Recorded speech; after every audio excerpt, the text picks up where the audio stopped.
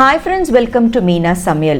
Navratri day 7 அன்னைக்கு நம்ம கும்பிடுறது Kalaratri Devi. Kalaratri Deviக்கு நம்ம செய்ய போற பிரசாதம் Thinai Aval strawberry Kesari. தினைக்கு இங்கிலீஷ்ல பேரு Foxtail Millet.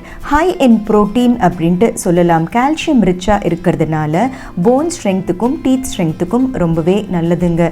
Rich in beta carotene and good for eyes and hair growth. Fiber content அதிகமா இருக்கு. Strengthens the stomach, intestine and pancreas அப்படின்னு சொல்லலாம். டைஜஷன் ரொம்பவே ஈஸிங்க. சின்ன குழந்தைங்க கூட தாராளமாகவே திணையை சாப்பிடலாம்.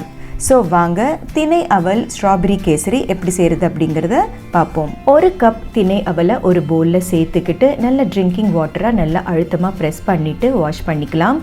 தண்ணியை ட்ரெயின் பண்ணதுக்கு அப்புறமா செகண்ட் டைமும் வாஷ் பண்ணிக்கிறது பெட்டர். ஏன்னா மில்லட்டில் ஃபைன் டஸ்ட் பார்ட்டிகல்ஸ் இருக்கும். ஸோ 2 தடவை வாஷ் அவுட் பண்ணிவிட்டு தண்ணி ட்ரெயின் பண்ணிக்கலாம்.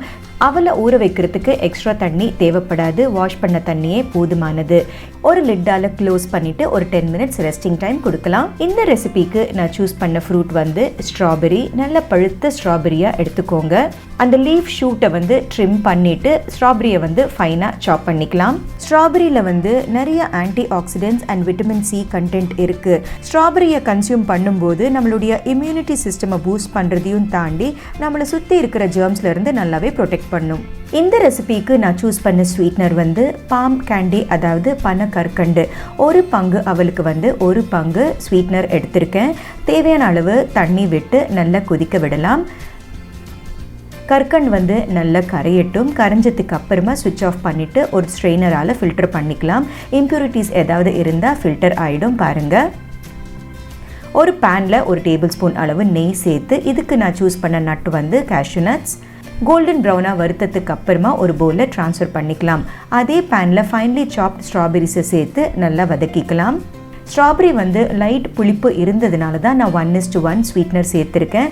ஒரு வேளை ஸ்ட்ராபெரி நல்ல ஸ்வீட்டாக இருந்ததுன்னா 3/4 கப்பு சேர்த்துக்கலாம்.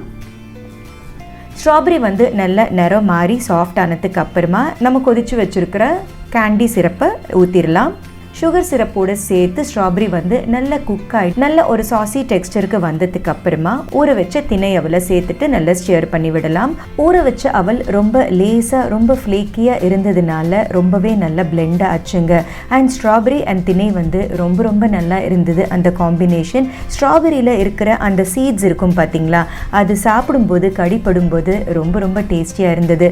விருப்பப்பட்டீங்கன்னா ஒரு டேபிள் ஸ்பூன் அளவு நெய் சேர்த்து நல்லா கிளறி விடலாம்.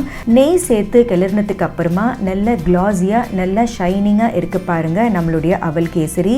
அடுத்து வறுத்து வச்சிருந்த முந்திரி பருப்பை சேர்த்து நல்லா ஸ்டியர் பண்ணி விட்டுக்கலாம். ஸோ ஆர் திணை அவல் ஸ்ட்ராபெரி கேசரி இஸ் ரெடி. ஒரு போலை நெய்யால் நல்லா கிரீஸ் பண்ணி விட்டதுக்கு அப்புறமா கொஞ்சம் கொஞ்சமாக இந்த கேசரியை சேர்த்து நல்லா அழுத்தமாக ப்ரெஸ் பண்ணிவிட்டு அதுக்கப்புறமா டீமோல்ட் பண்ணும்போது நல்லா ஈஸியாக டீமோல்ட் ஆகிடும். ஸோ ஆர் நவராத்திரி டே 7 திணை அவல் ஸ்ட்ராபெரி கேசரி இஸ் ரெடி.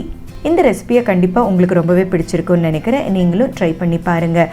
நாளைக்கு மீண்டும் ஒரு வித்தியாசமான மில்லட் ரெசிபியோடு உங்களை சந்திக்கிறேன். ஸோ மீனா சமையலை பாருங்கள், லைக் ஷேர் சப்ஸ்கிரைப் பண்ணுங்கள். பாய்.